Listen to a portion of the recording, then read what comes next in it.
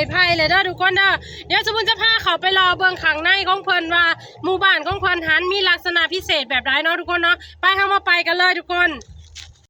มาพบกับรายการสาวบุญพาหล่ออีกแล้วเนาะทุกคนเนาะซึ่งมื้อนี้สาวบุญจะพามาหล่อเป็นบ้านห้วยไผ่เด้อทุกคนเด้อบ้านห้วยไผ่เมืองไกรสอนพรหมวิหารแขวงสวรรณเขตเนาะซึ่งมื้อนี้เฮามีโอกาสได้พามาก็เลยจะถ่ายให้ทุกคนได้เบิ่งภาพบรรยากาศของบ้านของเพิ่นเลยก็ภาพบรรยากาศทุ่งไร่ทุ่งนาเนาะทุกคนเนาะฤดูนี้ก็เป็นฤดูข้าวหน้าปีไปทางใดก็จะพอทุ่งไร่ทุ่งนาที่ว่าเขียวเนาะเต็มไปด้วยเขาทุกคนในน้ำมีปลาในนามีเขาคำเว้านี่บ่เกินจริงเนาะคำเว้านี่บ่เกินจริงทุกคนเป็นแบบสั่นอีหลีเนาะในน้ำน่ะมีปลาสามารถเลี้ยงดูผู้คนได้และก็มีเขาสามารถเลี้ยงดูคนเฮาได้เนาะซึ่งอาชีพหลักๆของคนลาวเฮาก็คือการเฮ็ดกสิกรรมหรือว่าการปลูกข้าวนั่นเองเนาะทุกคนเนาะฉะนั้นบ่ว่าสิขึ้นเหนือลงใต้บ่ว่าสิไปไกลไปไกลเฮาจะเห็นทุ่งนาเนาะเฮาจะเห็นทุ่งไร่ทุ่งนาที่เต็มไปด้วยข้าวด้วยน้ำทุกคนเนาะถือว่าเป็นความโชคดีของคนลาวเฮาเด้อทุกคนเด้อที่ได้เกิดอยู่ประเทศลาวเนาะแต่ละบ้านแต่ละบ่อนแต่ละครอบครัวก็มีไร่มีนาเฮ็ดเนาะทุกคนเนาะส่วนน้อยที่ว่าบ่มีแต่ว่าถามว่าคนลาวอึดข้าวอึดน้ำบ่คนลาวบ่อึดข้าวอึดน้ำเนาะทุกคนเนาะมีข้าวมีน้ำกินตลอดต่อให้เฮาจะบ่มีเวียกเฮ็ดงานทำต่อให้เฮาจะบ่มีเวียกประจำแต่ว่าคนลาวเฮาเนาะก็สามารถดำรงชีวิตได้แบบ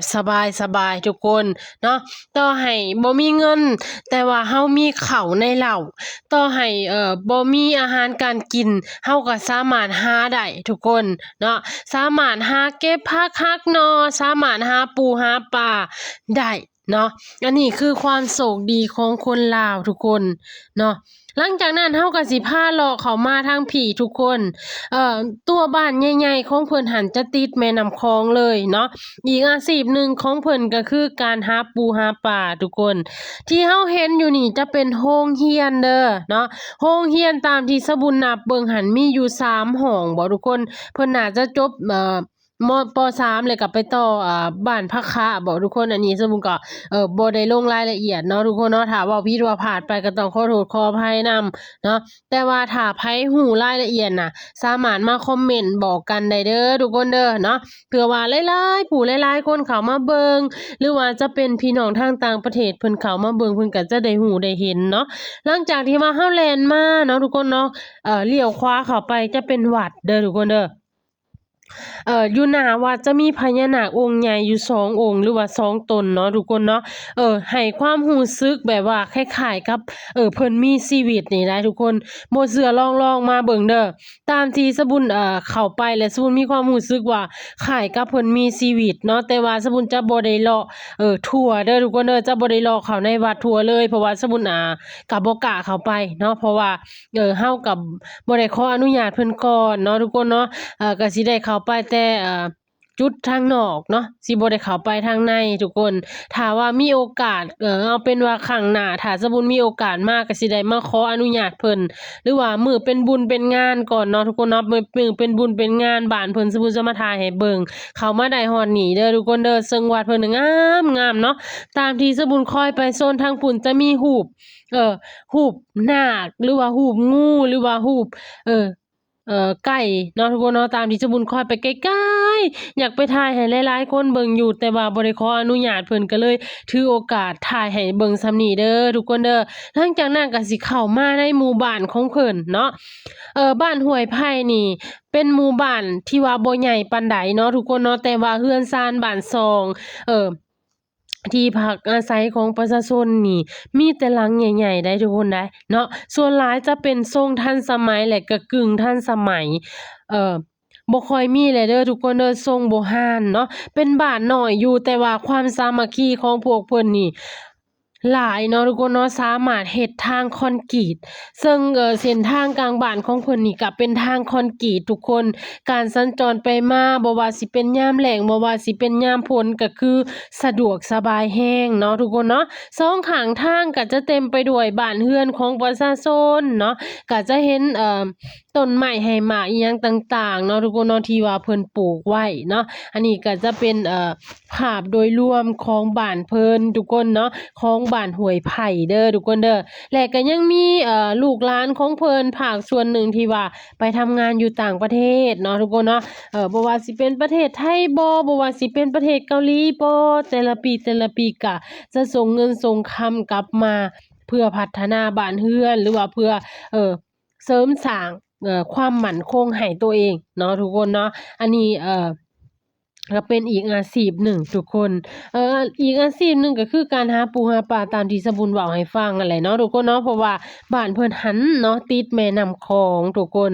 บรรยากาศก็คือดีแรงเด้อทุกคนเด้อเนาะสำหรับไผที่ว่าเครียดๆน่ะอย่าลืมทุกคนเนาะอย่าลืมจับกระแจได้ขับรถไปเลยทุกคนบ่ว่าสิเป็นหลายๆคนว่าโอ๊ยข้อยบ่ไปรอดอกสะบุญข้อยย้านร้อนเนาะข้อยบ่มีรถใหญ่คือคนอื่นแต่สิว่าจังซี่เนาะทุกคนเนาะเฮาอย่าไปคิดแบบนั้นเด้อทุกคนเด้อต่อให้เฮามีรถจักรนี่เฮาก็สามารถไปได้ทั่วเลยเนาะบ่ต้องไปรอว่ามีรถใหญ่จึงไปเพราะว่าเฮาบ่ฮู้เด้ว่าเฮาจะจากโลกนี้ไปมื้อใดเคยได้ยินคำคมคำนี้บ่ทุกคนเพิ่นบอกว่าความตายแขนคอทุกบาดหยางฉะนั้นถ้าเฮามีโอกาสหั้นนะทุกคนเนาะถ้าเฮามีโอกาสหากอยากให้ไปเลาะไปเที่ยวเนาะต่อให้เงินเฮาสิบ่มีก็ตามทุกคนพอไปแหละไปเด้อเพราะว่าชีวิตคนเฮามันสั้นเนาะเฮาบ่ฮู้ดอกว่าชาติหน้าเฮาสิได้เกิดมาเป็นคนบ่ฉะนั้นหั้นนะข้อยอยากแนะนำว่าบ่จำเป็นจะต้องท่าให้ตัวเองรวยจึงออกเดินทางเนาะอย่างเช่นสะบุญเองนี่ทุกคนสะบุญก็บ่ได้มีเงินมีคำแต่ว่าสะบุญเกิดความคิดแบบว่าจักสิอยู่ได้ฮอดมื้อใดเนาะอยากกินซื้อกินทุกคนอยากไปอย่างเช่นแบบนี้แหละสะบุญก็พาทุกคนพาเลาะพาเที่ยวไปเลยๆเนาะอันนี้เป็นการท่องเที่ยวอีกอย่างหนึ่งทุกคนและก็เป็นการแบบว่าเฮ็ดให้ร่างกายของเฮาหรือว่าเฮ็ดให้จิตใจของเฮามันผ่อนคลายทุกคนเนาะการที่เฮาไปเลาะไปเที่ยวการที่เฮาเห็นอิหยังใหม่ๆทุกคนการที่เฮาได้เว้ากับคนอื่นๆเนาะคนอื่นๆที่บ่แม่นสภาพแวดล้อมของเฮามันก็ได้ความรู้ไปอีกแบบหนึ่งได้ทุกคนเนาะถ้าบ่เชื่ออยากให้ลองเบิ่งเด้อทุกคนเด้อเนาะทุกคำเว้าของสะบุญบ่จำเป็นที่ว่าจะเชื่อทุกคำเว้าแต่ว่าอย่าให้คนอื่นหันตัวได้เนาะเฮาต้องลองเฮาต้องปฏิบัติทุกคนสะบุญเป็นคนหนึ่งที่บ่เชื่อคนง่ายๆเนาะบ่เชื่อคนง่ายๆต่อเมื่อว่าเฮาจะได้ลงมือเฮ็ดลงมือทำสะบุญเป็นคนประเภทนั้นทุกคนเนาะสุดท้ายนี่ก็สิได้สิ้นสุดบ้านของเพิ่นเลยเด้อทุกคนเด้อก็คือเลาะไปสุดแล้วแหละเนาะทุกคนแล้วก็โง่กลับขึ้นมาเนาะสุดท้ายนี่ก็ต้องขอบใจสำหรับคนที่เบิ่งคลิปติดตามคลิปของสะบุญเด้อทุกคนเด้ออยากให้สะบุญปรับบ่อนใดแก้บ่อนใดอย่าลืมคอมเมนต์กันมาได้เนาะสะบุญพร้อมปรับพร้อมเปลี่ยนพร้อมแก้ไขพร้อมเฮ็ดให้ทุกคนประทับใจทุกคนสุดท้ายนี่ก็ขอบ